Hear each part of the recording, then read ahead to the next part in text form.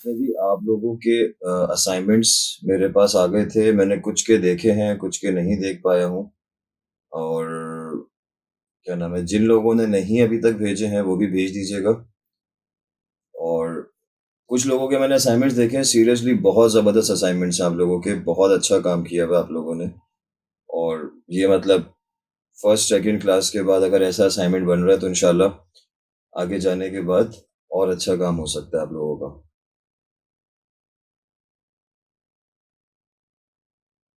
अच्छा, एमन आप आई हुई हैं क्लास में अभी? आपका मैसेज मैंने अभी पढ़ा।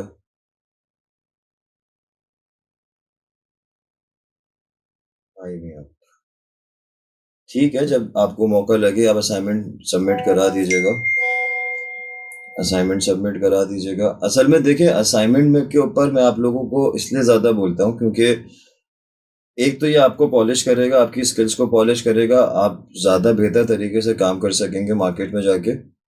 और दूसरा ये कि ये सारी चीज़ें ना आपकी सर्टिफिकेट में काउंट होती हैं। ज़ाहिर है हम लोगों ने अगर सर्टिफिकेट देना होता है तो उसके अंदर आप लोगों की अटेंडेंस और आप लोगों की जो प्रोग्रेस है वो हमें लिखनी पड़ती है, क्योंकि ज़ाहिर है ये हमारे लिए एक थोड़ी-सी वो हो जाती है ज़िम्मेदारी, क्योंकि आप लोगों ने इसके बाद अगर कहीं पे जॉब करनी है या कहीं पे भी जाके आगे काम करना है, तो थोड़ा-सा हमारे नाम का भी इसमें बीच में मैटर आता है, ताकि ऐसा ना हो कि कोई यहाँ से सिर्फ़ सर्टिफ़िकेट करे और कहीं पे जाए, उसको वहाँ पे कुछ ना आता हो, तो आपका भी नाम खराब, हमारा भी नाम खराब।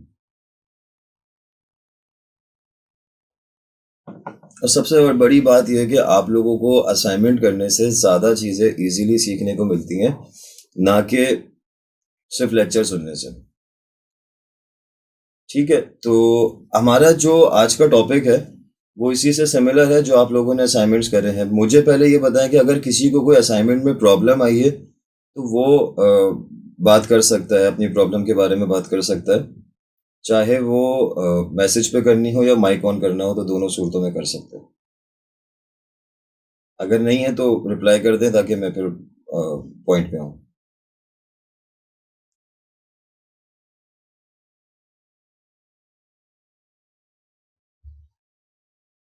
और मैं रैंडमली एक आध कोई असाइनमेंट अभी मैं खोल लेता हूँ ताकि मैं उससे आप लोगों को आज के टॉपिक के ऊपर बात समझा सकूं।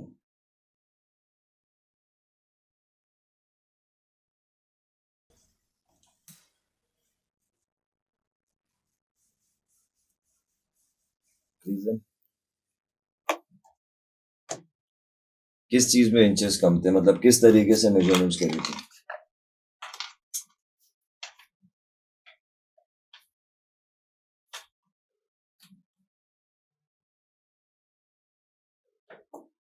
रूम की मेजरमेंट पे ना? अब तो जो रूम जिस साइज का है उसी साइज की मेजरमेंट्स आएगी।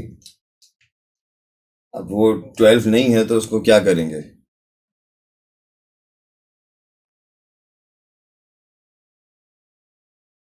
ये प्रॉब्लम नहीं है। ये प्रॉब्लम नहीं है, नहीं नहीं, ये प्रॉब्लम क्यों है? भाई, आपको आपके जो बिल्डर थे उन्होंने 11 फीट 10 इंचेस का रूम बना के दिया आपको, तो प्रॉब्लम कैसे हुई? कहीं पे 12 फीट 2 इंचेस का रूम होगा तो वो भी प्रॉब्लम नहीं होगी। तो ये, हाँ देखिए, इंचेस इंचेस में होगी, फीट्स में होगी, ज़रूरी नहीं है कि वो राउंड फिगर पे ही रूम बनेगा, यानी कि अगर हमने 12 लिखा है तो वो 12 पे ही बनेगा। अ, उसका जो है क्या नाम है, साथ में इंचेस भी ऐड हो सकते हैं, या तो 12 फीट 3 इंच या 11 फीट 10 इंच, ये तो हो सकता है। ये प्रॉब्लम नहीं है।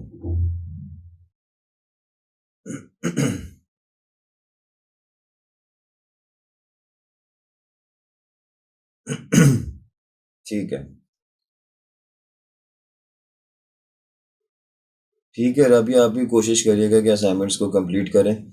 लास्ट क्लास से पहले पहले आप लोगों ने असाइनमेंट सबमिट करवाने हैं। कोशिश ये करें कि जल्द से जल्द करवाएं, ताकि आखिर में समझने का फिर टाइम नहीं बचेगा, क्योंकि एक चीज़ जब जहन से निकल जाती है तो वो फिर प्रॉब्लम करती है। हाथ के हाथ असाइनमेंट करने से।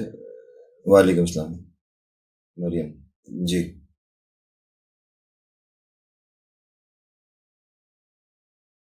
हम्म।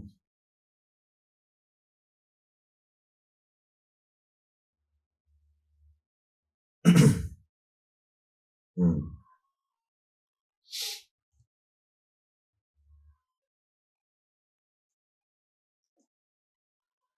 हुँ। देखिए सेंटीमीटर्स में साइज़ तो हमने लेना नहीं था।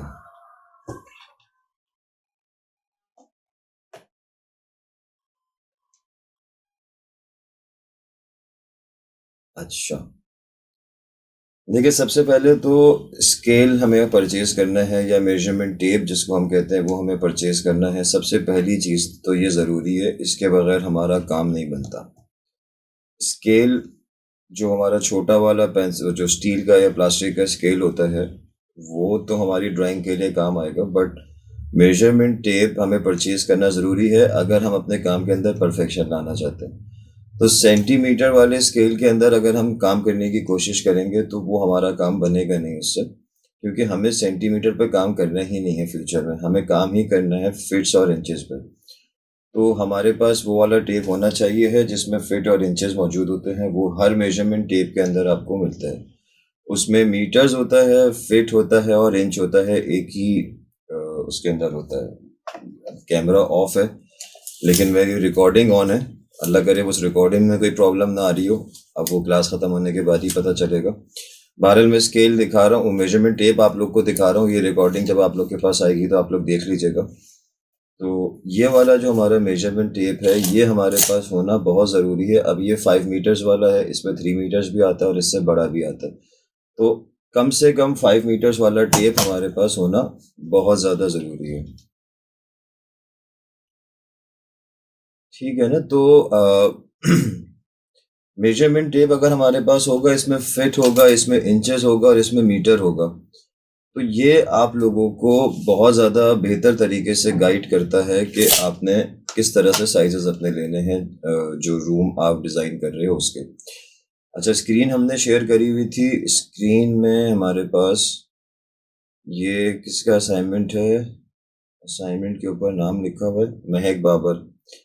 महक बाबर, आप अपना माइक ऑन कर लीजिएगा।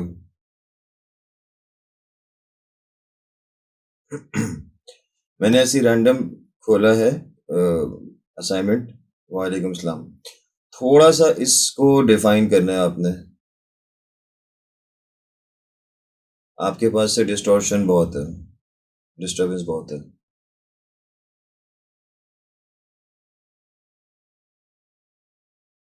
हम्म,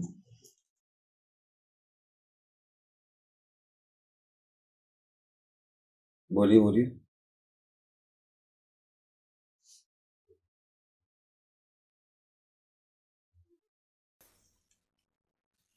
अच्छा, किसी ने लेआउट जो है मुझे इमेज फॉर्म में भेजा हुआ है, तो वो जरा मैसेज करें ताकि मैं उनका असाइनमेंट जो है वो स्क्रीन पे शेयर करूं। मुझे कुछ चीज़ें समझानी है इस पे।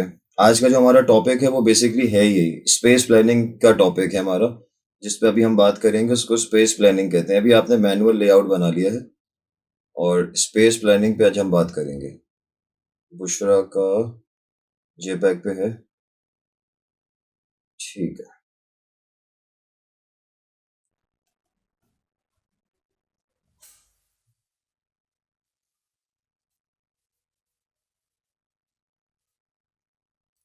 अच्छा जी, स्क्रीन शेयर हो रही है आप लोगों के पास?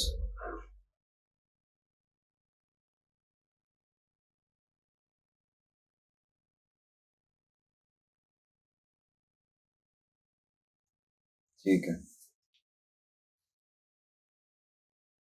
ठीक है, ठीक है। अच्छा जी। अब मिसाल के तौर पे ये किसका असाइनमेंट है? बुशरा का है ना ये? जिसका भी असाइनमेंट है ये माइक ऑन कर लीजिएगा।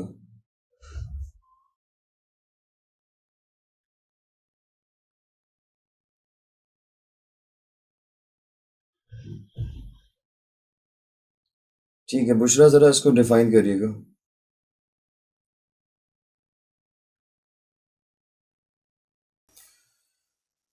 टू टू सीटर सोफा लिखा हुआ है ना ये?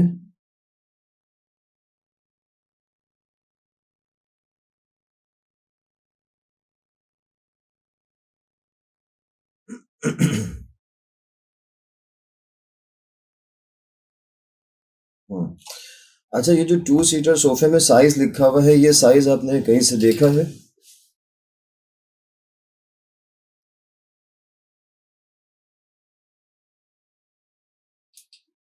ठीक है। अच्छा, लास्ट वाली क्लास आपने अटेंड करी थी, उसमें मैंने सोफे का साइज बताया था, बल्कि चेयर, सोफा चेयर का साइज बताया था मैंने। तो हमारी जो चेयर का साइज होता है वो सीट सीट का जो साइज है, चाहे वो सोफे की चेयर हो, मतलब सोफा चेयर हो या सोफा हो, तो दोनों की जो सीट का साइज होता है ना, वो होता है हमारा 22 इंचेस बाय 22 इंचेस, जो कि फोम होता है, जिसको हम गद्दी कहते हैं सादी जबान में। वो होता है 22 इंचेस बाय 22 इंचेस। अब उसके बाद डिपेंड करता है आपके जो सोफा है या चेयर है उसके डिज़ाइन के ऊपर कि हम उसका बैक में क्या साइज ले रहे हैं और साइड्स हमारी क्या साइज की आ रही हैं। तो कम से कम जो सिंगल शीट अगर हम बात करें, तो जो स्पेस कवर करती है वो करती है 30 इंचेस बाय 30 इंचेस। ये है मिनिमम साइज। अब इसके ऊपर आपकी कस्टमाइजेशन की जो गुंजाइश है वो मौजूद है। कोई इसको 28 इंच में भी कर लेते हैं, यानी कि 2 फीट 2.5 फीट में 2 इंच कम। ठीक है, 28 इंच में भी लोग कर लेते हैं इसको, 26 इंच में भी लोग बना लेते हैं, और इसी को लोग 32 और 34 इंचेस पे भी बना लेते हैं। बट जो हम अगर स्टैंडर्ड की बात करते हैं, यानी कि मार्केट प्रैक्टिस की बात करते हैं, तो वो हमारी होती है 30 इंचेस बाय 30 इंचेस। तो अगर हम इसको देखते हैं टू सीटर सोफा, तो ये हमारा साइज आ रहा है 22 इंचेस बाय 28 इंचेस। तो इसके अंदर सिंगल सीट सोफा भी जो है वो थोड़ा सा मतलब बहुत छोटा फील होगा। तो ये टू सीटर सोफे के हिसाब से स्पेस आपकी सही नहीं है, तो इसको आप सही कर लीजिएगा। हम्म। ठीक है, वो आप अपने उसको मैनेज कर लीजिएगा, चेक कर लीजिएगा। अच्छा जी, देखिए अब, sir as you mention before, Pakistan से बाहर हर जगह और सेंटीमीटर का काम होता है। मैं यूके होती हूँ, तो मैंने उसके अकॉर्डिंग काम किया सेंटीमीटर वाले स्केल पर। अच्छा देखिए, सेंटीमीटर्स पे ज़्यादातर काम नहीं होता, मिलीमीटर्स पे काम होता है। मैंने उस दिन बताया था, सेंटीमीटर्स पे ज़्यादा लोग काम नहीं करते हैं बाहर भी। बाहर मिलीमीटर्स पे ज़्यादा काम होता है, क्योंकि एक्यूरेसी उसमें बहुत ज़्यादा अच्छी होती है। मिलीमीटर्स सेंटीमीटर्स में भी काम होता है, बट ज़्यादातर मिलीमीटर्स में काम होता है। तो अगर आपने सेंटीमीटर्स पे काम किया है, तो देखिए जिस पे आप फर्स्ट टाइम काम करें, फिर उसमें आपने हर दफ़ा उसी पे काम करना है। ऐसा नहीं होना चाहिए कि आप एक प्रोजेक्ट पे सेंटीमीटर्स का स्केल यूज़ कर रहे हैं, यूनिट यूज़ कर रहे हैं, और दूसरे प्रोजेक्ट पे आप जाके मिलीमीटर्स कर रहे हैं या इंचेस कर रहे हैं। उसमें होगा ये कि आप कंफ्यूज रहेंगे। मिलीमीटर्स में हमें भी पता है कि एक्यूरेसी बहुत ज़्यादा आती है, बट हम लोग जिस माशरे के अंदर रह रहे हैं, जिसके से हम लोग यूज टू हैं, वो है हम लोग फीट और इंचेस के। अगर आप जहाँ पे रहती हैं वहाँ पे लोग सेंटीमीटर्स के यूज टू हैं, क्योंकि बहुत से दफ़ा ऐसा होता है जब आप कोई इंटरनेशनल किसी क्लाइंट के साथ काम करते हैं, तो वहाँ पे हमारे पास मीटर्स में साइजेस आते हैं, या मिलीमीटर्स में या इंचेस में, जिस तरह भी साइजेस आते हैं, तो हमें उसको कन्वर्ट करना पड़ता है। हम काम अपने डायमेंशंस पे ही करते हैं, अपने यूनिट पे ही करते हैं, बट हमें उनसे लेते वक्त और उनको देते वक्त उनके मेजरमेंट्स, उनके यूनिट पे हमें लेना और देना होता है। लेकिन जब हम काम कर रहे होते हैं, तो हम अपने यूनिट पे ही काम करते हैं, क्योंकि हम उसके यूज टू हैं। वरना होता यह है कि हमें हर थोड़ी देर के बाद कैलकुलेटर यूज करना पड़ता है कि 2 फीट है तो उसको हम कन्वर्ट करेंगे मीटर्स पे या सेंटीमीटर्स पे, इस तरीके से। तो बहरहाल, तो पॉइंट इज कि जिसके आप यूज टू हैं, जिस पे आप कोशिश करें फर्स्ट टाइम काम करने की, तो उसी पे ही आप हर बार काम करें। अच्छा जी, स्पेस प्लानिंग की जहाँ तक बात है ना, ये जो हमने अभी ये असाइनमेंट कंप्लीट किया है, इस पे हमारा पहला तो ये था कि हमें मैनुअल लेआउट बनाना आ जाए, और दूसरा मकसद हमारा ये होता है इसके अंदर कि हमें स्पेस प्लानिंग आ जाए। स्पेस प्लानिंग जो है वो हमारा तीसरा टूल है। पहला टूल हमारा विजुअलाइजेशन था, दूसरा टूल हमारा मेजरमेंट्स था, तीसरा टूल जो है हमारा, वो है हमारा स्पेस प्लानिंग। क्योंकि अगर हमारी स्पेस प्लान नहीं होगी तो हमारा डिज़ाइन नहीं बन पाएगा। अभी देखें, आप लोगों ने कोई डिज़ाइन नहीं बनाया, जस्ट फर्नीचर अप्लाई किया है। अभी आपको नहीं पता कि आपकी वॉल पे क्या आएगा, आपको नहीं पता कि आपकी फ्लोर पे क्या आएगा, सीलिंग किस तरह की होगी, कलर क्या होगा। तो अभी हमें कुछ भी नहीं पता, अभी जस्ट हमने उसको ड्रॉ किया है, क्या नाम है अपना, पेपर पे लेआउट बनाया है इसका। अब यही हमारा मेन काम है, स्पेस को प्लान करना। अब स्पेस प्लानिंग के अंदर कुछ चीज़ें ऐसी होती हैं जो कि हमने नोट करनी होती हैं। अच्छा बुशरा, आपने जो ये डोर बनाया हुआ है इसमें ज़रा मुझे बताइएगा कि इसकी एंट्रेंस राइट से है या फ्रंट से है? जहाँ पे टीवी कंसोल है वहां से हम एंटर हो रहे हैं, या राइट वाली वॉल से हम रूम में एंटर हो रहे हैं?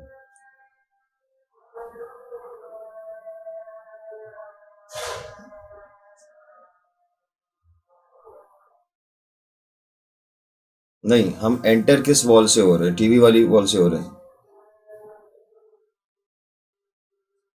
दूस ठीक है, राइट से एंटर हो रहे हैं और टीवी वाली वॉल पे हमारा डोर आके खुल जाएगा, ऐसा ही है? ठीक है, डोर बनाने का जो तरीक़ेकार है ना हमारा, वो ये है ताकि उस पे हमें नेक्स्ट टाइम आपको बताना नहीं पड़ेगा कि डोर कहाँ पे ओपन हो रहा है। अगर आपका ये जो डोर है वो यूं है ना, तो आपने इसको ऐसे बनाना है। ऐसे ही एंटर हो रहे हैं ना आप रूम में?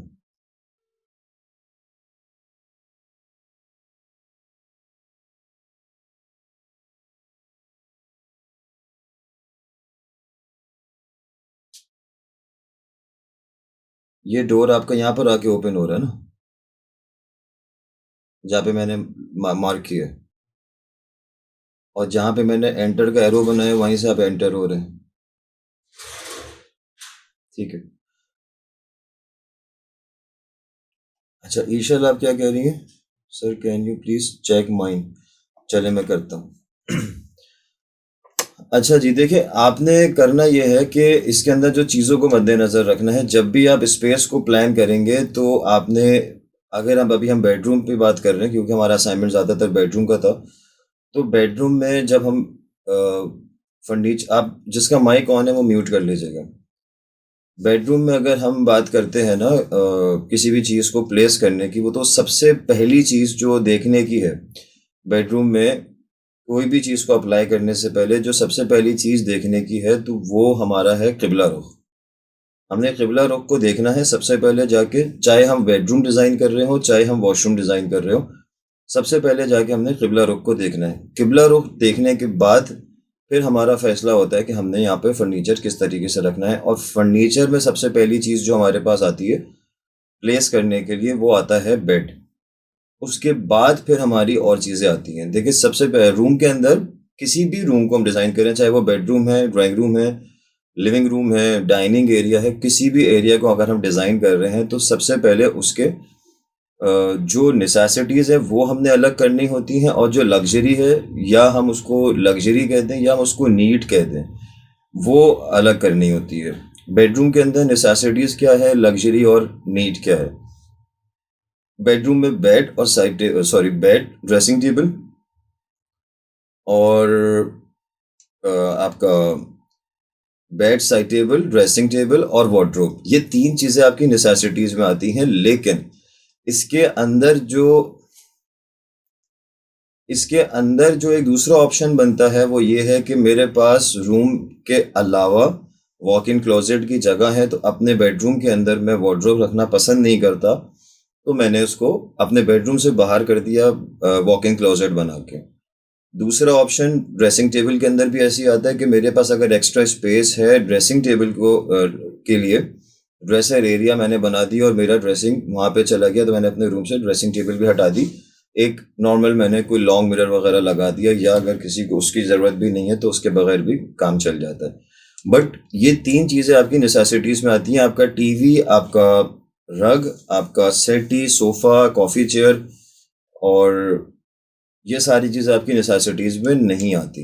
ये आती हैं हमारी नीड के हिसाब से, हमारी लग्जरी के हिसाब से, तो इसको फिर हम बाद में एडजस्ट करते हैं। सबसे पहले अगर मेरे रूम के अलावा मेरे पास कहीं और ड्रेसिंग या वार्डरोब की स्पेस नहीं है, तो मैं सबसे पहले अपने बेड को सेट करूंगा किबला डायरेक्शन के बाद, और उसके बाद फिर मैं अपनी ड्रेसिंग टेबल को सेट करूंगा। उसके बाद मैं जो जगह प्लेस करूंगा वो होगी वार्डरोब। वार्डरोब के बाद फिर मैं जाऊंगा, अगर क्योंकि आजकल के दौर में एक ऑब्वियस सी चीज़ हो गई है टीवी कमरे के अंदर अप्लाई करना, तो टीवी रखूंगा। अब वो टीवी कंसोल पर आ रहा है, वॉल माउंट आ रहा है, वो जिस तरीके से भी आ रहा है वो बात का मैटर है, बट उसके वार्डरोब के बाद मैं टीवी अप्लाई करूंगा, उसके बाद मैं अपनी वहां पे कोई एक्स्ट्रा सीटिंग अप्लाई करूंगा। देखिए, अपार्टमेंट्स की अगर हम बात करते हैं तो अपार्टमेंट्स में बहुत ज़्यादा जगह नहीं होती चीज़ें रखने की। कमरों के साइजेस जो हैं वो बहुत ज़्यादा बड़े नहीं होते, तो वहाँ पे ज़रूरी नहीं है कि हमारी सीटिंग आ सके, हमें उसको अवॉइड करना होता है। और ज़रूरी नहीं है कि वार्डरोब आ सके, ज़रूरी नहीं है कि टीवी कंसोल आ सके, हम लोग को वॉल माउंट करना पड़ जाता है, तो ये सारी चीज़ें हमारी बाद में आती हैं। सेटी, सोफ़ा, कॉफ़ी चेयर, ये सब हमारी नीड के हिसाब से है कि अगर हमें ज़रूरत है उसकी तो हम रखेंगे, या अगर हमारी लग्जरी है तो हम रखेंगे। 1 मिनट मुझे दीजिएगा बस।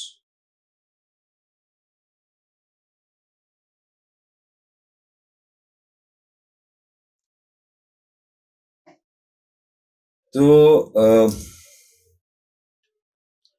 अच्छा, ये सारी चीज़ें जब हम लोग अप्लाई कर रहे होते हैं ना, तो हमें क्या चीज़ देखनी होती है कि बेड और ड्रेसिंग टेबल, ये 2 चीज़ें ऐसी हैं जो कि हमें बहुत ज़्यादा फ़ोकस करके इसको सेट करना होता है।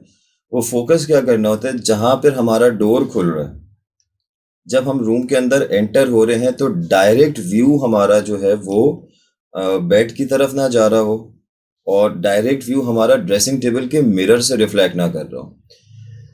जैसे अभी इनके वाले मैटर में जो ये जब भी हमारे सामने डिज़ाइन खुला हुआ है, इसमें अगर आपके पास यहाँ से जो एक्सेस है, मैं इसको थोड़ा सा मार्क करके बात कर लेता हूँ, स्क्रीन तो शेयर हो रही है आप लोगों के पास। इनका ये एंट्रेंस एरिया है, और अगर यहाँ से इनका एक्सेस आ रहा है किसी जगह पर,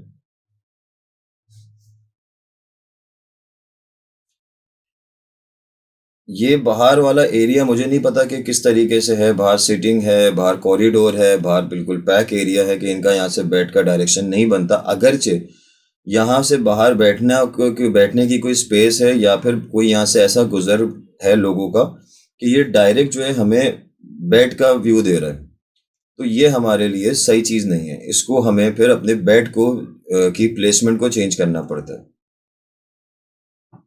इसका मकसद है कि यहाँ बाहर वाले एरिया में सीटिंग होगी ना यहाँ पर।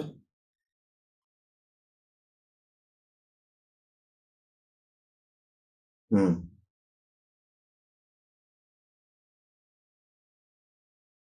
और जब हम ये डोर खोलते हैं तो सामने ही हमारा बेड नजर आता होगा। जी।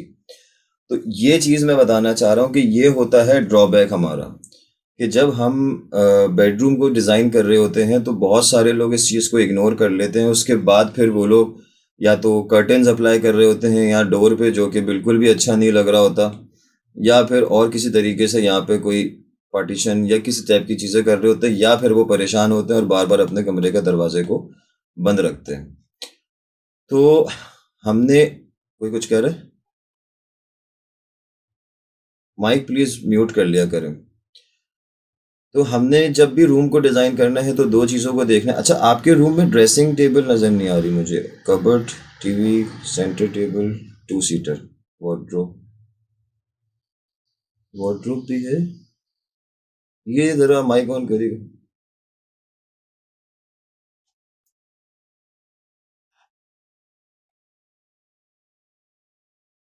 ये वाली चीज क्या है?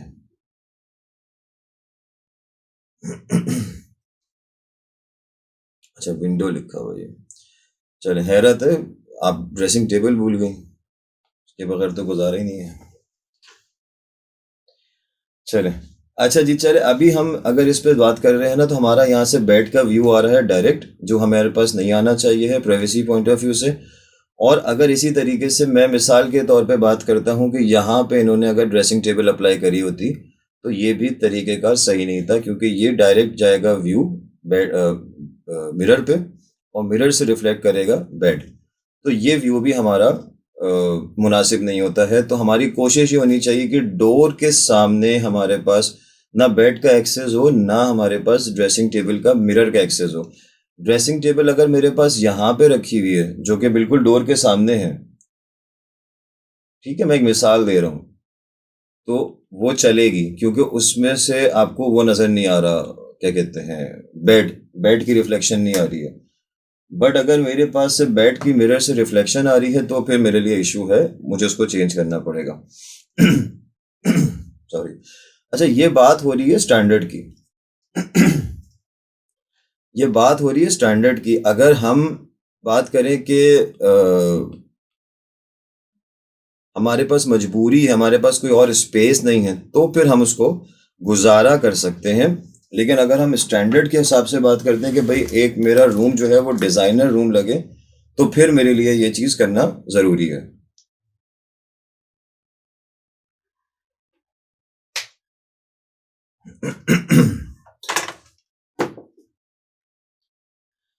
ठीक है जी, यहाँ तक बात क्लियर है, समझ में आ गई। इसमें कोई क्वेश्चन है तो कर लीजिएगा। और किसने कहा था असाइनमेंट का? वॉइस नॉट क्लियर, वॉइस का कोई मसला आ रहा है?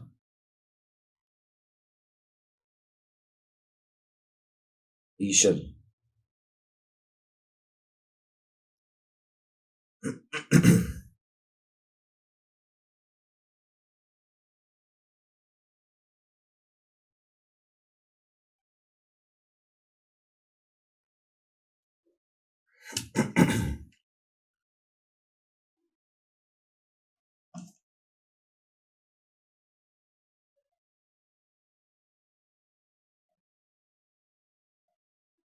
अच्छा जी, आप अपना माइक ऑन कर लीजिए ईशल।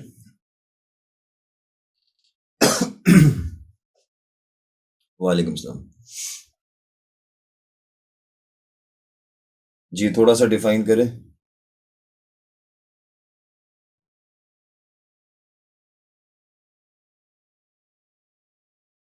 हम्म।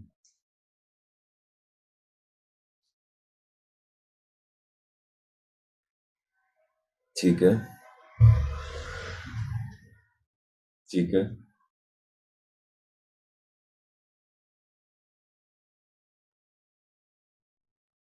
हम्म। हम्म।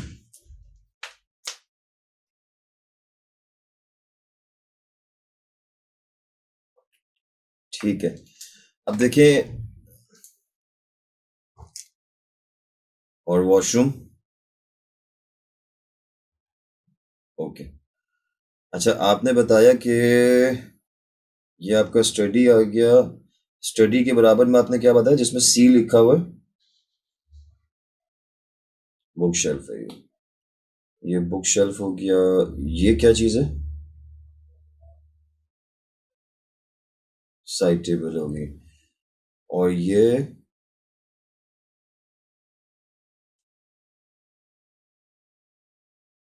ड्रेसिंग।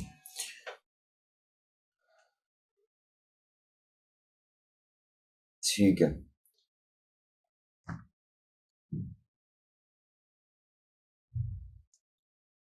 अब देखिए, आपके वाले रूम के अंदर जो सेटिंग है वो मुनासिब है, उसमें आपका बेड की डायरेक्ट डायरेक्शन नहीं आ रही। अगर यहाँ से कोई आपका डायरेक्ट एक्सेस नहीं है तो ये डायरेक्ट नहीं आ रहा आपको डिस्टर्बेंसेस में। ठीक है, अगरचे यहाँ पर डायरेक्ट एक्सेस है तो फिर प्रॉब्लम है, अदरवाइज कोई इतनी बड़ी प्रॉब्लम नहीं है। और बाकी जो है वो ऑलमोस्ट चीज़ें सही हैं। रूम का साइज़ है 14, और 14 बाई 14। 6 फीट का बेड आ गया। 6 के बाद आपकी जगह बची 8 फीट। 8 फीट का मतलब हो गया 4 इधर 4 इधर। हमारे पास ये ड्रेसिंग साइड टेबल आ गई, वार्डरोब आ गई। वार्डरोब 2 फीट की वार्डरोब होती है। 2 फीट का डोर खुलेगा तो ये पूरी पूरी स्पेस है। यहाँ पे आपने साइड टेबल नहीं दी है, बिल्कुल सही काम किया है। और इधर साइड टेबल आ गई है आपकी, और इधर आपकी ये आ रही थी बुक शेल्फ आ रहा है। ठीक है, बुक शेल्फ की डेप्थ कम होती है, 1 फीट डेप्थ है, सही है। और ये आ गई आपकी स्टडीज 3.5 बाई 2 फीट की। और ये आ गई आपकी ड्रेसिंग। ड्रेसिंग के बैक साइड पे आपके पास विंडो आ रही है।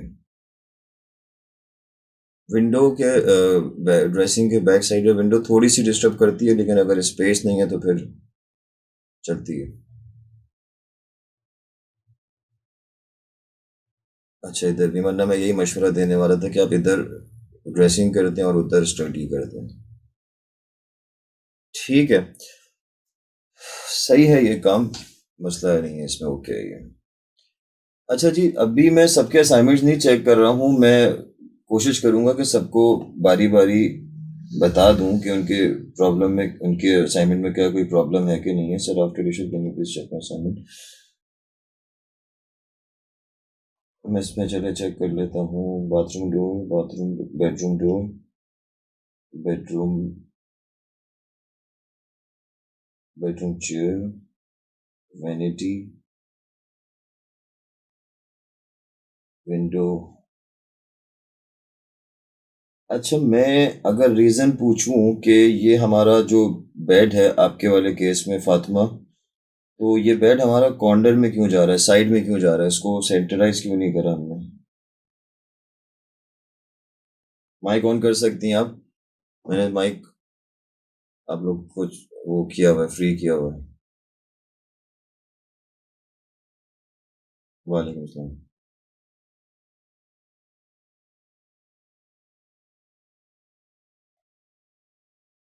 अच्छा,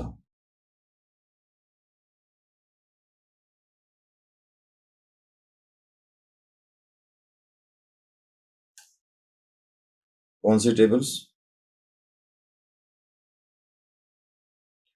साइड टेबल आपने रखा है 1 फीट बाय 9 इंचेस। 9 इंचेस में क्या आएगा और 1 फीट में क्या आएगा? मोबाइल और टैबलेट, टैबलेट ही आएगा, आईपैड ही आएगा, तो जगह खत्म हो जाएगी उसमें तो। देखिए, देखिए हैंगिंग लाइट अगर आप जिसकी बात कर रही हैं, जो साइड टेबल के ऊपर हैंगिंग लाइट्स होती हैं, वो ही 8 to 9 इंचेस की कम से कम वाली हैंगिंग लाइट होगी आपकी। वो थोड़ी कोई 2, 3, 4 इंच वाली आप हैंगिंग लाइट अप्लाई करेंगे। आपकी जो लाइट होगी वो ही तकरीबन कोई 7 इंच, 8 इंच, 9 इंच, 10 इंच, इस तरह से तो हैंगिंग लाइट आती है। उसके नीचे साइड टेबल जब रखेंगे तो वो तो बिल्कुल ही छोटा सा बिल्कुल बॉक्स लग रहा होगा वो। और जब लाइट का जब शैडो बनता है, तो जो देखिए विजुलाइज की बात हो रही थी ना, असल में कि विजुलाइज का मकसद ही यही है कि चीज को प्रैक्टिकल होने से पहले आपने विजुलाइज करना है। कि देखिए जब आप लाइट बनाते, लाइट अप्लाई करते हैं, तो इस तरह की जो शेड्स वाली लाइट होती हैं, जो लैंप के यूज होती हैं, जो लैंप के शेड होते हैं, हैंगिंग के अंदर जो लाइट्स यूज होती हैं, उसका एक शेडो बनता है ऐसे। मैं इशारा कर रहा हूँ, ये आप लोग को रिकॉर्डिंग में समझ में आ जाएगा कि मैं जिस तरह से लाइट का शेडो बता रहा हूँ, जिस तरह लैंप का शेडो बनता है। तो वो जब शेडो बनेगा ना, तो वो शेडो आपका बनेगा, अगर मिसाल के तौर पे आपकी जो हैंगिंग लाइट है उसका फ्रेम साइज 6 इंचेस भी है, तो जब वो शेडो साइड टेबल तक पहुंचेगा तो वो हो जाएगा तकरीबन कोई 14 इंचेस पे। तो जब वो 13, 14 इंचेस पे होगा और आपकी साइड टेबल जो है वो 9 इंच पे ही खत्म हो जाएगी, तो वो बहुत ज्यादा बुरी लगेगी।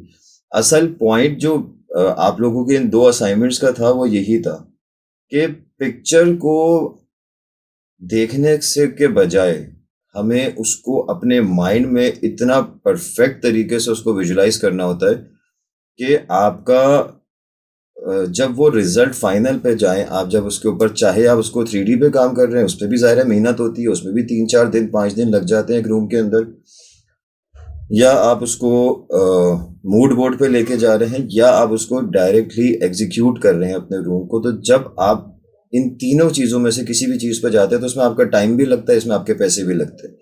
एग्जीक्यूशन में ज़्यादा पैसे लग जाते हैं।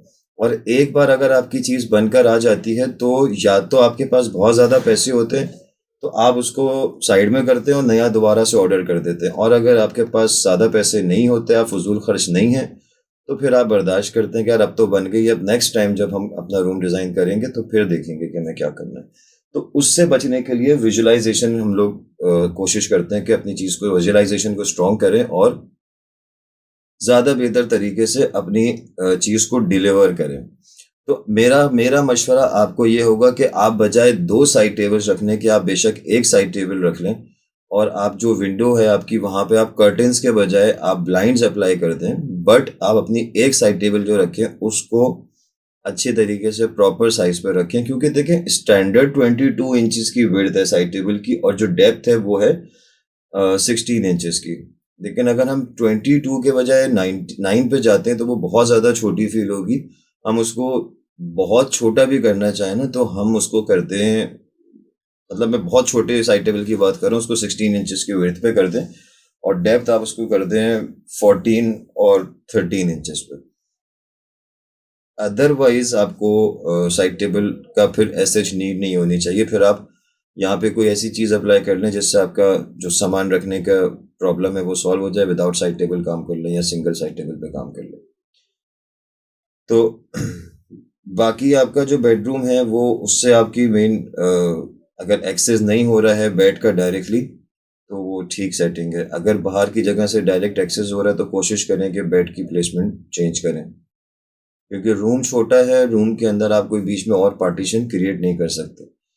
अच्छा जी, बात मैं सिर्फ ये कर रहा था कि ये जो हमारा स्पेस प्लानिंग वाला काम है, माइक म्यूट कर लीजिएगा। स्पेस प्लानिंग वाला जो काम है ना, यही हमारा मेन फोकस जिस पे हमें करना होता है वो यही चीज़ है कि स्पेस प्लान सबसे बेहतरीन तरीके से हो। देखें, सबसे पहले हमें किसी भी काम को शुरू करने से पहले, किसी भी चीज़ के डिज़ाइन को शुरू करने से पहले सबसे पहले फर्नीचर को प्लेस करना होता है।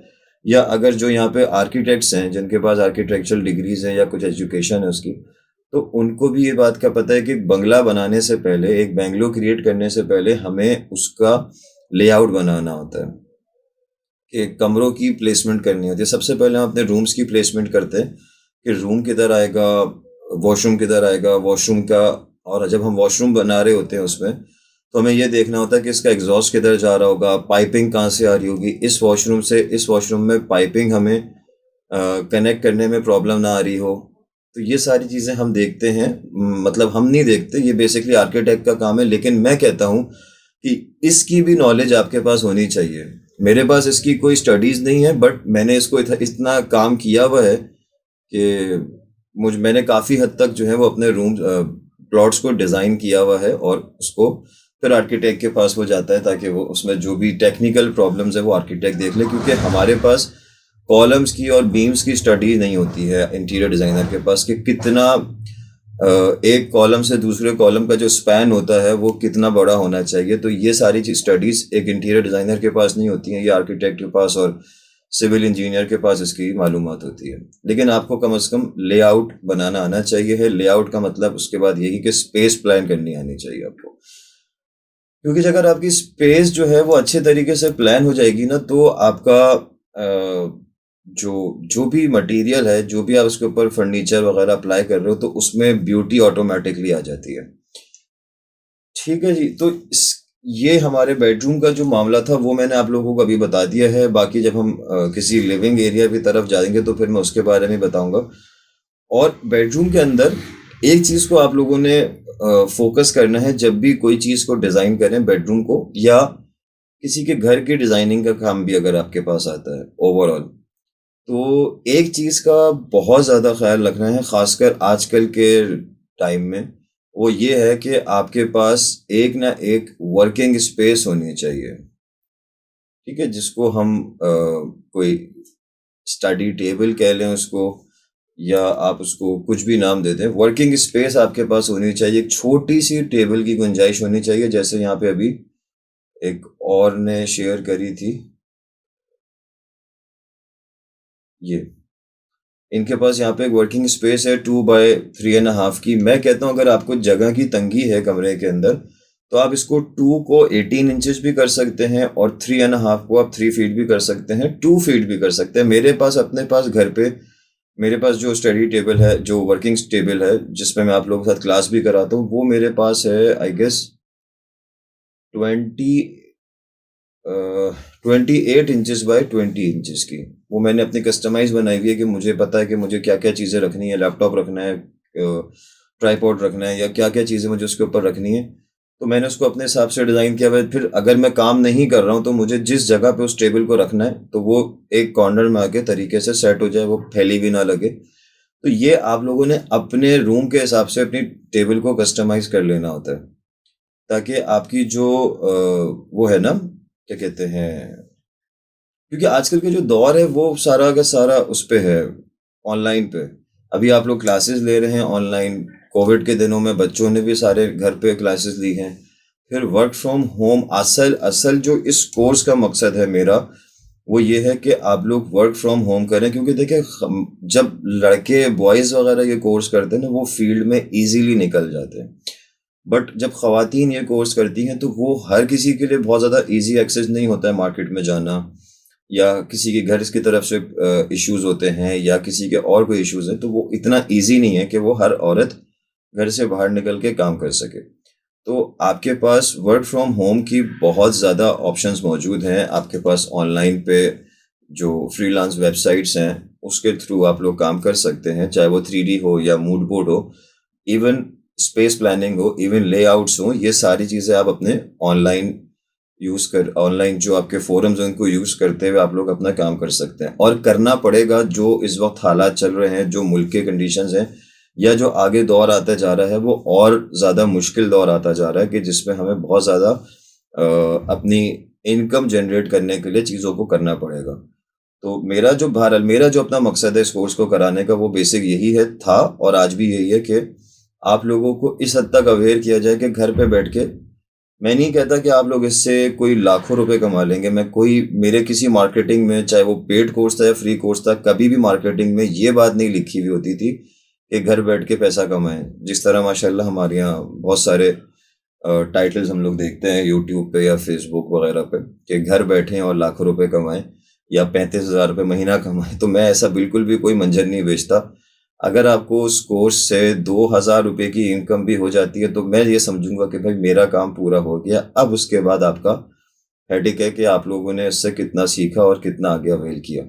तो करना है आप लोगों ने, बस ये कोशिश करिएगा। ये जो लेआउट अभी आप लोग बना रहे हैं, इसकी भी मार्केट बहुत बड़ी है। मैं आपको ये भी बता दूं, अगर आप लोग थोड़ा सा अपना टाइम निकालें और फाइवर पे जाके बैठें, या जो अपवर्क है, फाइवर है, और इस तरह के जितने भी फ्रीलांस प्लेटफॉर्म्स हैं, उस पे आप जाएं और जाके अपने कामों को सर्च करें।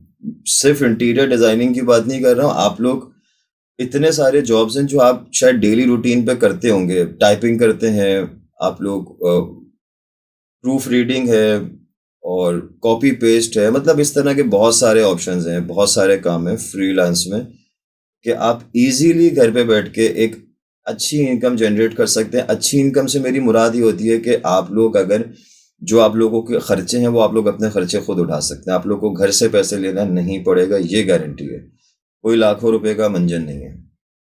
बहरहाल, फ्रीलांस वेबसाइट्स के अंदर आपको स्पेस प्लानिंग का काम भी मिलेगा, आपको लेआउट्स का काम भी मिलेगा। लेआउट से वो आपको हाथ से बना के देंगे, आप उसको कंप्यूटराइज्ड लेआउट कर दो।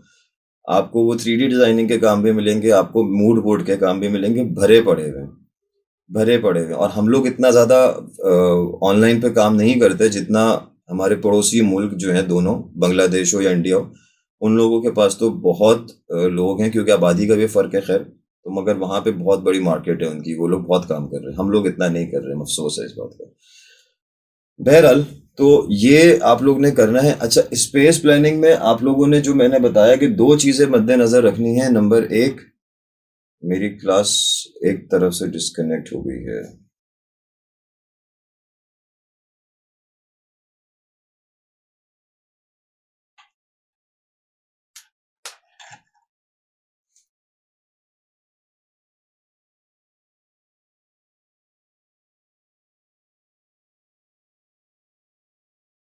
अच्छा जी, मेरी आवाज़ आ रही है आप लोग को? मेरी आवाज़ आ रही है आप लोग को?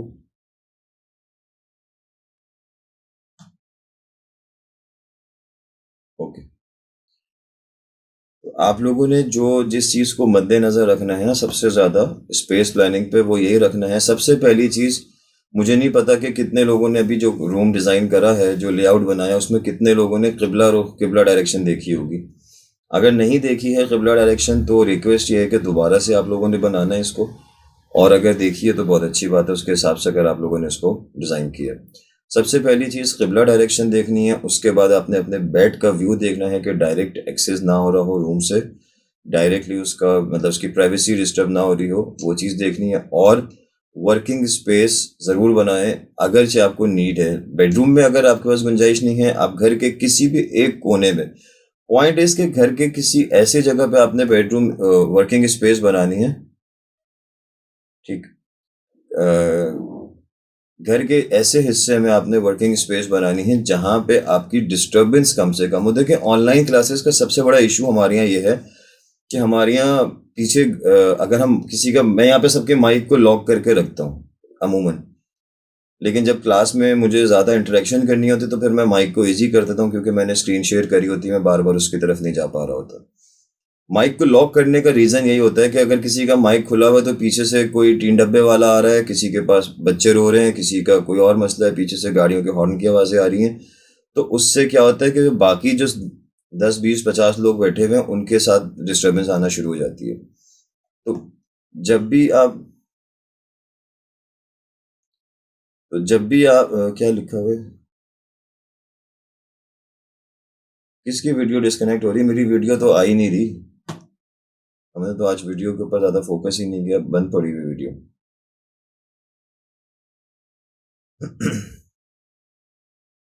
तो जब भी आप लोग वर्किंग स्पेस को प्लान करें ना, तो ये देखते हुए करें।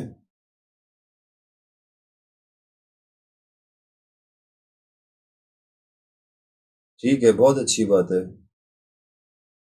ड्राइंग रूम वर्किंग स्पेस रख सकते हैं, ड्राइंग रूम में वर्किंग स्पेस रख सकते हैं, सबसे अच्छा ही जगह है ड्राइंग रूम में वर्किंग स्पेस की। मैं खुद भी ज़्यादातर जो काम करता हूँ, जो मेरा डिज़ाइन का काम होता है या क्लास होती है, तो मैं ज़्यादातर कोशिश करता हूँ कि मैं भी ड्राइंग रूम में ही बैठूँ जाके, क्योंकि वो सबसे घर का ऐसा एरिया होता है कि जो सुकून वाला होता है, वहाँ पे पूरे घर वाले नहीं जा रहे होते, घर वाले डिस्टर्ब नहीं हो रहे होते उन चीज़ों से, और आपको वहाँ पे एक सन्नाटा मिलता है, खामोशी मिलती है। कर सकते हैं अगर आपका ड्राइंग रूम का डिज़ाइन उससे कोई डिस्टर्ब ना हो रहा हो। देखिए मैं तो ये मशवरा देता हूँ कि भाई आप वर्किंग स्पेस ऐसी बनाएं, जो आपकी टेबल हो वो ऐसी हो कि वो मूवेबल हो, इजी, आप इधर से उधर घुमा के ले जाएं, कभी इधर बैठे हैं कभी उधर बैठे हैं, जहाँ पे आपको लगता है कि भाई यहाँ पे मेरे पास इजी एक्सेस है, मैं वहाँ पे बैठ जाऊँ। अमूमन ऐसा होता है कि आपने ड्राइंग रूम में सेटअप कर दिया, अब गेस्ट भी उसी टाइमिंग पे आ गए जिस टाइमिंग पे आपकी क्लास है या जिस टाइमिंग पे आपको कोई जॉब करनी है, तो फिर आपको परेशानी होती है। आपकी टेबल हल्की होगी, छोटी टेबल होगी, तो आप उसको उठाएं और दूसरे कमरे में ले जाएं। तो ये होना चाहिए। बेडरूम के अंदर मैं कहता हूँ एक वर्किंग स्पेस होनी चाहिए आपके पास, ज़रूरी होनी चाहिए, और एक आप कोई मूवेबल बेडरूम स्पेस, वो वर्किंग स्पेस बनाएं। एनीवेज कोई क्वेश्चन है इस टॉपिक को लेके तो करें, ताकि फिर मैं असाइनमेंट का हमारा जो काम है वो कोई एज सच मेरा ख्याल है कि आज का नहीं है।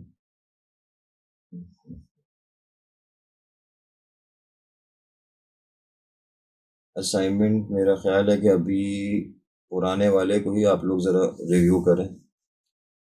वालेकुम सलाम, कौन है ये? ओके।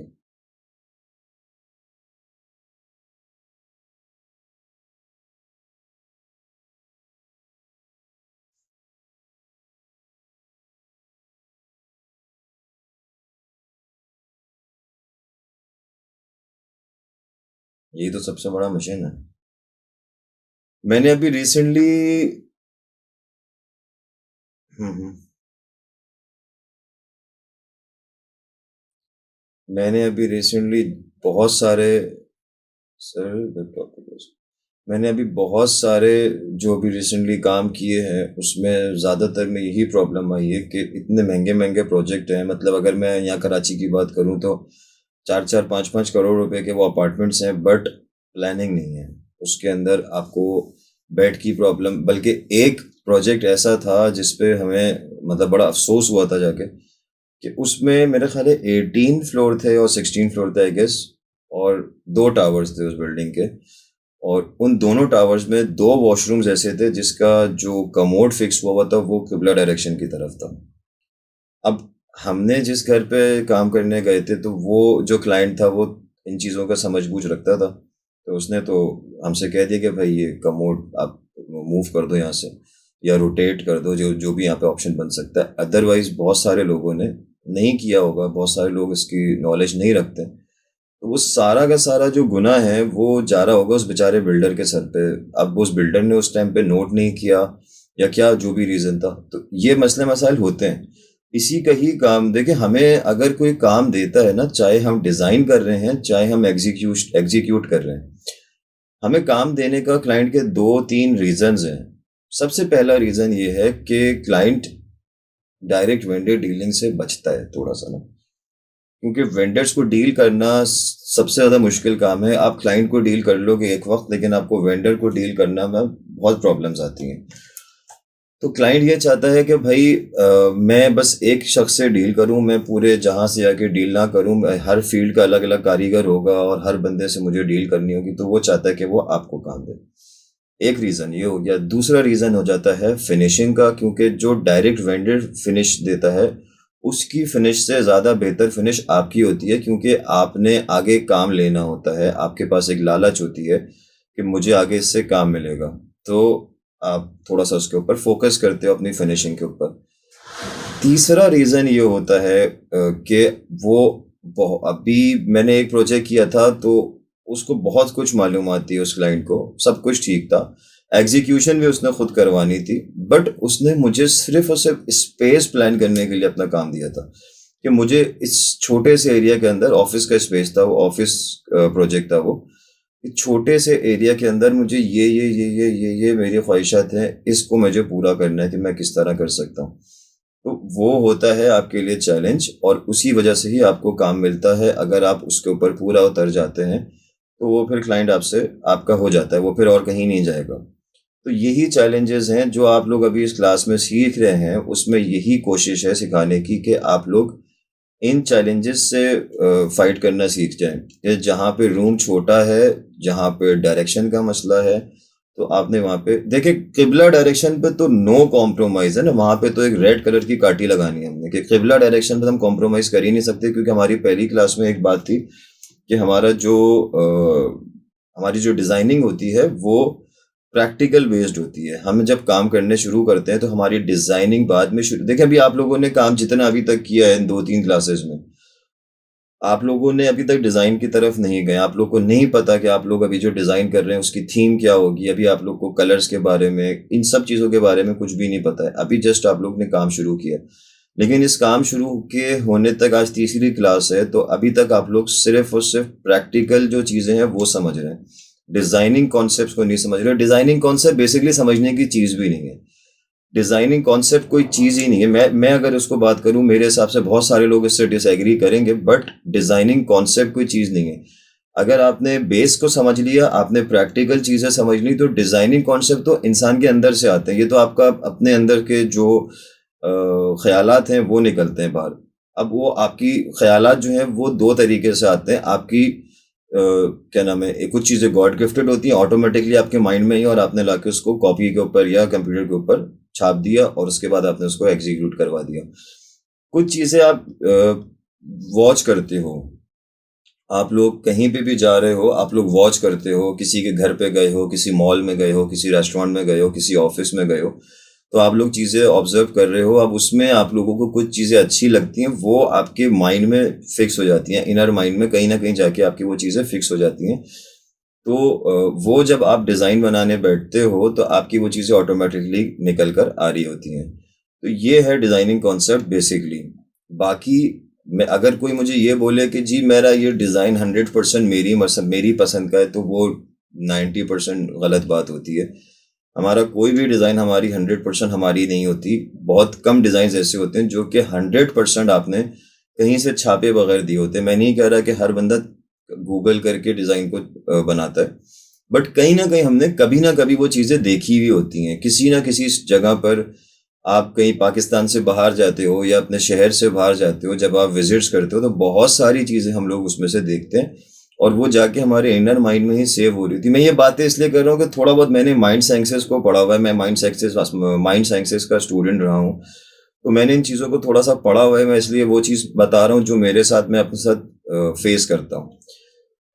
कि आपका डिज़ाइन जब आप बनाते हो ना, तो जब वो डिज़ाइन बन जाता है, कंप्लीट हो जाता है, तो फिर आप कहते हो यार, ये बनने के बाद आपको नज़र आ रहा था कि यार ये मैंने वहाँ देखा था, ये तो उससे बहुत ज़्यादा सिमिलर लग रहा है। वो सिमिलर नहीं होता, होता वही चीज़ है। वो आपके इनर माइंड ने आपको एक वो दिया होता है ऑप्शन कि यार इस पे काम कर लो, ये अच्छा लगेगा, तो वो आपने कहीं ना कहीं देखा होता है। या फिर हम ज़ाहिर है इतनी ज़्यादा आजकल मोबाइल के अंदर चीज़ें देखते हैं, हमारे मोबाइल पे हर टाइम पे, अगर हम इंस्टाग्राम भी खाली यूज़ कर रहे हैं, अगर हम पिंटरेस्ट और गूगल को भी 2 मिनट के लिए छोड़ दें, और हम इस बात को भी छोड़ दें कि हम किसी चीज़ को स्पेसिफिक सर्च कर रहे हैं फॉर एनी रीज़न, अगर हम ऐसी नॉर्मली स्क्रॉल कर रहे हैं अपनी इंस्टाग्राम की स्क्रीन को, तो हमें उसके अंदर भी, क्योंकि देखिए हमें हमें इंस्टाग्राम, फेसबुक, यूट्यूब में वही चीज़ें ज़्यादा नज़र आती हैं जो हमारे मोबाइल के कैशे में हैं, जो चीज़ों के ऊपर हम ज़्यादा सर्चिंग करते हैं, वही चीज़ें नज़र आ रही होती हैं। तो हमें कहीं ना कहीं कोई डिज़ाइन नज़र आ रहा होता है। कभी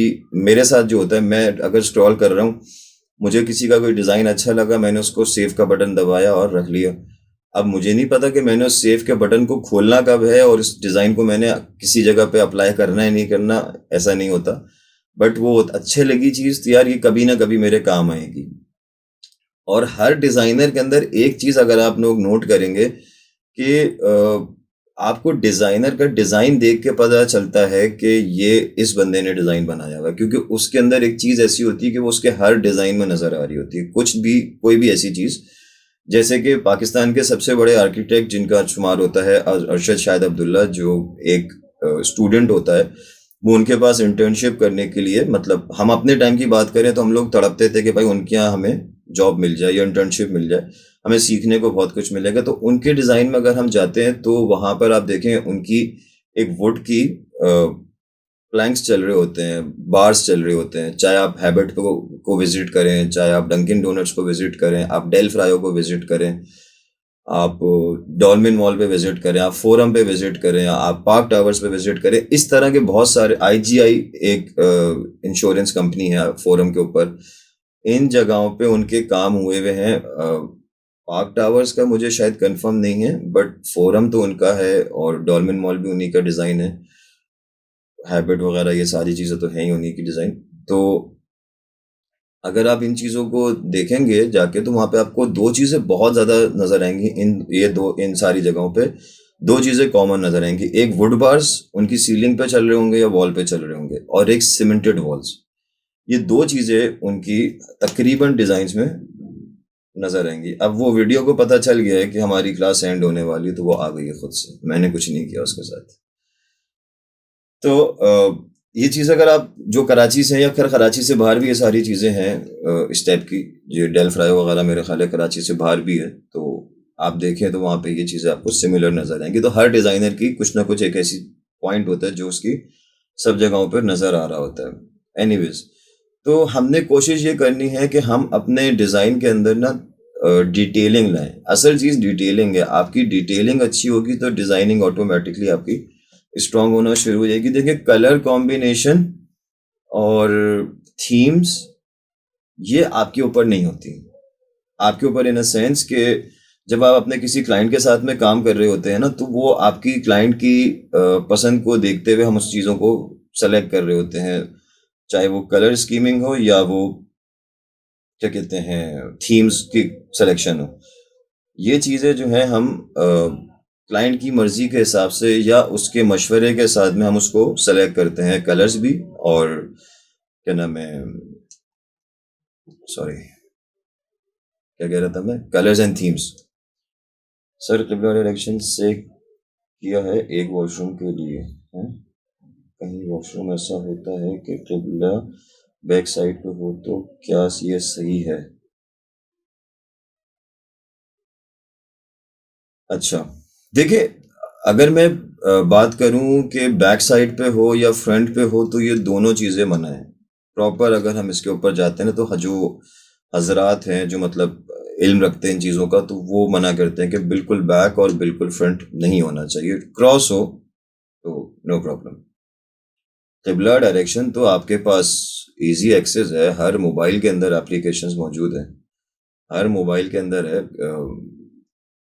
इस्लाम 360 के नाम से शायद एक एप्लीकेशन है जो कि कुरान और हदीस वगैरह के हवाले से बहुत अच्छी है, तो वो उसके अंदर भी क़िबला डायरेक्शन है और बहुत सारी है क़िबला डायरेक्शन की एप्लीकेशंस। ठीक है, कोई मसला नहीं है। तो कोई क्वेश्चन है आप लोगों का इस टॉपिक से रिलेटेड? असाइनमेंट आप लोगों का यही है कि जिन लोगों ने नहीं बनाया है वो बनाएंगे, और जिन लोगों ने बनाया है और अगर उनके असाइनमेंट में आज के टॉपिक को लेके कोई अगर इसमें मिस्टेक्स हैं, चाहे वो किबला डायरेक्शन हो या बेड का डायरेक्शन हो, तो वो रिपीट करेंगे। जिसके पास ऑप्शन ही नहीं है कि मेरा बेड का जो है वो डोर के सामने आ रहा है, और मेरे पास कोई सेकंड ऑप्शन नहीं है, तो वो मसला नहीं है, वो मजबूरी पे आता है। बट मजबूरी में हम किबले पे कॉम्प्रोमाइज नहीं करते। किसी का अगर कोई क्वेश्चन है तो वो माइक ऑन कर ले या मैसेज पे कर ले।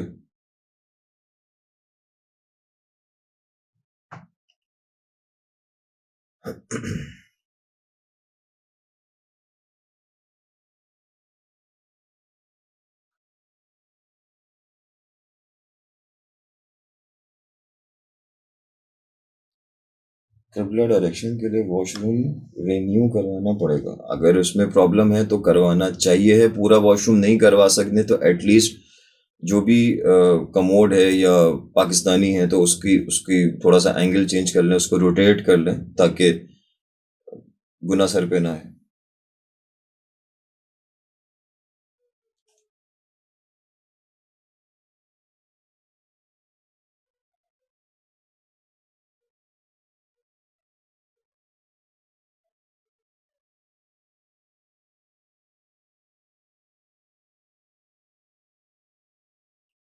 अच्छा, मैं अभी आप लोगों से एक रिक्वेस्ट करूंगा। मैं प्रोजेक्ट्स देख रहा हूँ हाथ क्या थोड़े थोड़े असाइनमेंट्स। मैं अभी रिक्वेस्ट ये करूंगा कि अभी कलर्स की तरफ बिल्कुल भी ना जाएं। अभी हम उस तरफ आए ही नहीं है। आपने जो विजुलाइज किया हुआ है ना, अभी हम उसकी तरफ नहीं आ रहे हैं। अभी हमने सिर्फ जो विजुलाइज किया है उसका हम सिर्फ और सिर्फ स्पेस प्लान कर रहे हैं, 2D लेआउट बना रहे हैं, उसका स्पेस को प्लान कर रहे हैं। हम अभी कलर्स की तरफ नहीं जा रहे हैं। कलर्स पे हम जाएंगे जब हम कलर्स के टॉपिक को समझेंगे। हम थीम्स पे जाएंगे जब हम थीम्स के टॉपिक को समझेंगे। अभी आपका यही असाइनमेंट चलता रहेगा। जो असाइनमेंट आपने विजुलाइज किया है ना फर्स्ट क्लास में, ये वही चलता रहेगा और इसी के अंदर आप थोड़ा थोड़ा थोड़ा थोड़ा करके निखार डालते रहेंगे। तो अभी ये मेहनत नहीं करें, ये मेहनत आपकी वेस्ट हो जाएगी, क्योंकि अभी हम थीम्स के हिसाब से और क्या नाम है कलर्स के हिसाब से, रिक्वायरमेंट्स के हिसाब से करेंगे। मेरी कोशिश ये है कि मैं थर्ड तो आज हो गई है हमारी क्लास, मैं फिफ्थ तक आपका इस टॉपिक को कोशिश करूंगा कि मैं निपटाऊं, क्योंकि उसके बाद मुझे फिर एक और असाइनमेंट देना है आप लोगों को। मतलब इस रूम से हटा के दूसरे रूम पे जाना है। ये तो वो रूम हो गया ना कि जो आप यूज कर रहे हैं, जिसके आप यूज टू हैं, आपको सारे कोने पता है। एक वो रूम होता है कि जिसमें आपको कुछ नहीं पता, आपके लिए बिल्कुल एक नया टास्क होता है। आपने उसको नहीं देखा होता उस रूम को, बस एक नज़र आपने देखा और आपने उसको डिज़ाइन करना है। तो उसके हिसाब से भी हमें थोड़ा सा चीज़ों को सीखना है। एनी क्वेश्चन या क्लास को एंड करें?